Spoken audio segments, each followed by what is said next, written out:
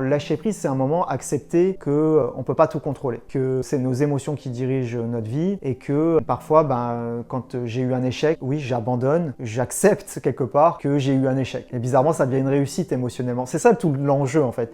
C'est que mentalement et au niveau de l'ego, par exemple, on va pas démordre, faut que j'y arrive et tout ça. Et en fait, on va se faire un nœud et une angoisse, alors que notre cœur, il dit non mais t'as vécu ton expérience, juste accueille et ça va bien se dérouler. Et là, on va être dans un lâcher prise alors qu'on aurait eu un échec. Exemple, vous avez fait le mauvais choix d'études ou le mauvais choix en amour, et puis ça se solde par un divorce. Votre mental ego, il va dire punaise, à 40 balais, la déprime, bon ça c'est normal dans un premier temps, mais certains vont rester bloqués là-dessus tout le temps. Or le cœur, il a vécu son expérience, il veut juste qu'on l'accepte en fait, ça prend le temps que ça prend, mais il l'accepte. Et l'acceptation amène donc une réussite du cœur, amène des valeurs de mieux se comprendre et d'avoir une meilleure façon de l'apprivoiser. La plupart des gens ne le font pas, donc du coup ils vont accepter par le temps, c'est sûr qu'au bout d'un an, 2 ans, 3 ans, quand vous avez divorcé, bon, vous finissez par prendre du recul, mais finalement, mentalement c'est le temps. Donc c'est le temps qui fait qu'on a l'impression qu'on prend du recul, mais en fait, émotionnellement, pas du tout. Et donc du coup, ils vont trouver des stratégies, finalement, pour ne plus se faire avoir. Donc ils vont être plus contrôlants, plus jaloux, machin. Et ça va, finalement, faire un miroir sur ces blessures qui n'ont pas été réparées.